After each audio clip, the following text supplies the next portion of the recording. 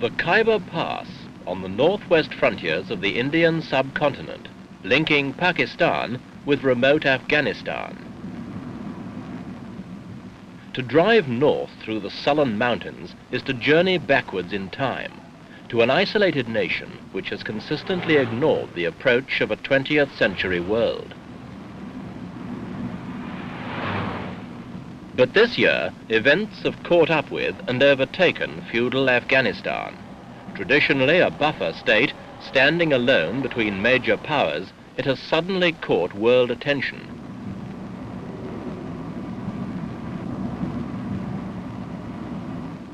New men have seized control, men who appear willing to reactivate ancient grievances and to assist the ambitions of powerful friends. In this edition, Echo looks at a tiny nation engulfed in big issues, Afghanistan.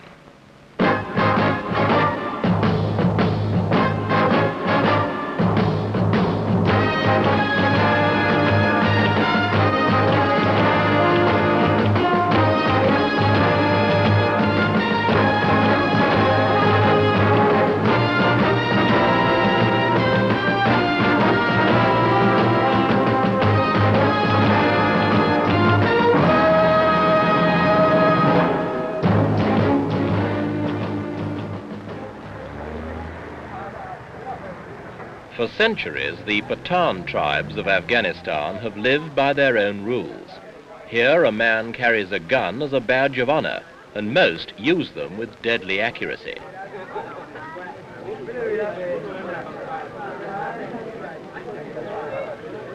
Here, even today, tribal chiefs rule with absolute authority and tolerate no interference, even from the state. Armed with independence of spirit, they've never compromised with foreigners. The British came here and stayed long enough to fortify such ragged borders as could be established. But they retreated, leaving little more than a few rusting relics.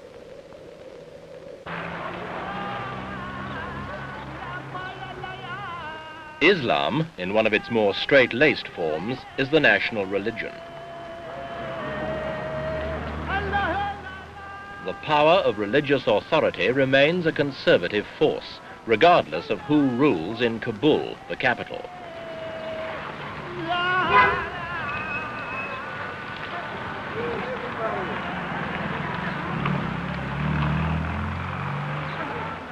And the streets of the capital illustrate this nation's problems, principally that of poverty. The average annual income in this country is less than $75. The illiteracy rate is 90%.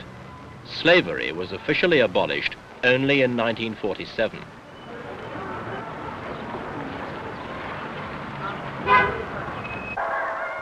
And now there has been a revolution. King Zahir Shah was ousted, and his cousin, Mohammed Daud, decreed Afghanistan a republic. The king went into exile.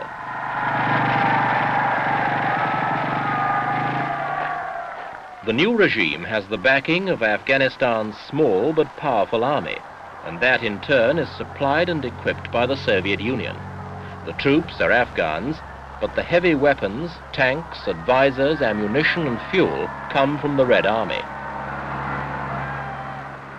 It was President Daud, Prime Minister until 1963, who first encouraged Russian assistance, and Moscow did not hesitate to take advantage of the invitation.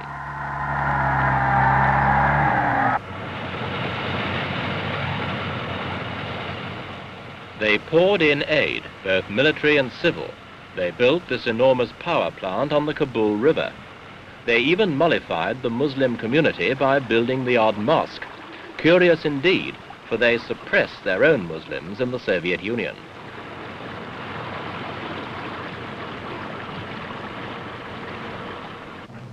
But the Soviet presence in Afghanistan has little to do with altruism and everything to do with an old Russian ambition to gain access to the Indian Ocean by an overland route. Afghanistan is a stepping stone. Between it and the sea is the Pakistani province of Baluchistan, but the Russians are at work on that problem. While wooing the Afghan regime with showy new projects, such as this housing scheme, the Soviet Union is actively backing Afghanistan's long-time claim to Baluchistan, whose people, like those of Afghanistan itself, are Pathans. If Kabul's old longing for this valuable strip of territory could be fulfilled, the bricks and mortar of Soviet diplomacy would have built them a road to the sea.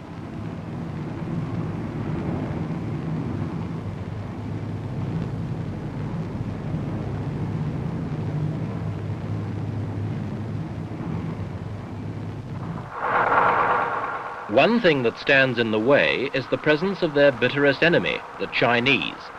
They fully understand Soviet ambitions in this area and have busied themselves with a number of practical civil aid programs while keeping a close eye on developments, especially those concerning Afghanistan and the Chinese ally, Pakistan.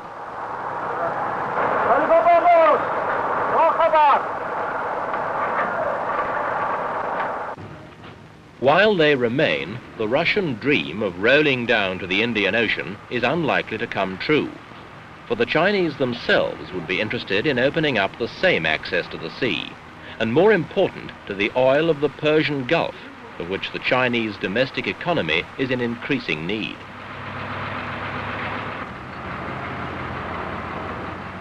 Until Mohammed Daoud's coup, the Afghans had played a waiting game, accepting aid from all quarters.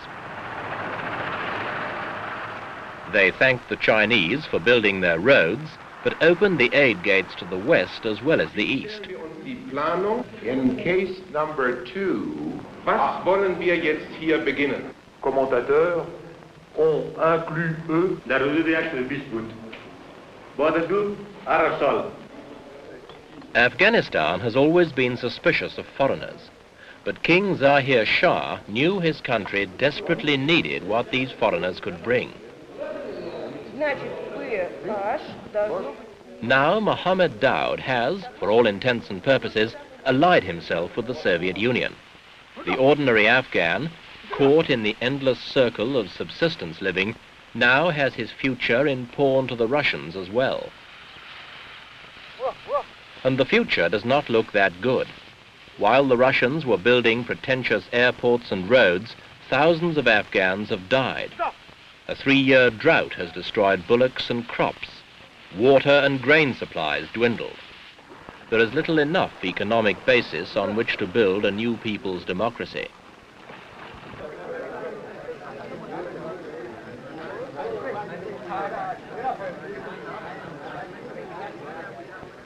The remote rural markets have had little to trade, but the bargaining goes on in the traditional spirited manner.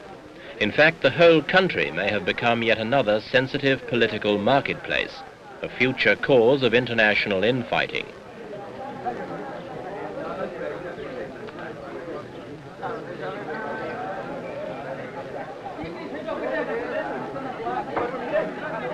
But to anyone who can expect to earn no more than $75 a year, there are more important things to haggle over.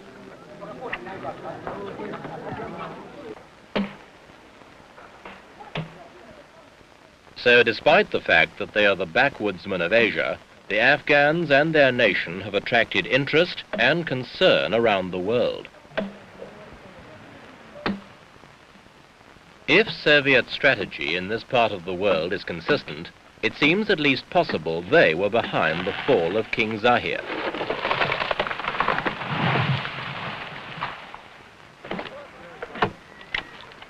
In his place, they have, in President Daoud, a man whose policies they may be able to shape. Already he has made appropriate noises in the direction of Pakistan and is encouraging separatist movements among Pathan peoples in that country.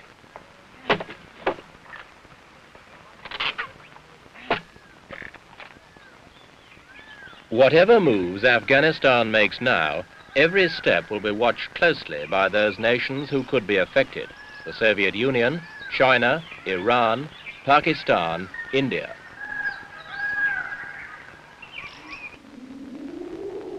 Afghanistan is still the buffer between big nations involved in the Indian subcontinent, as it was a century ago. But the nations are more powerful today, and the issues more dangerous.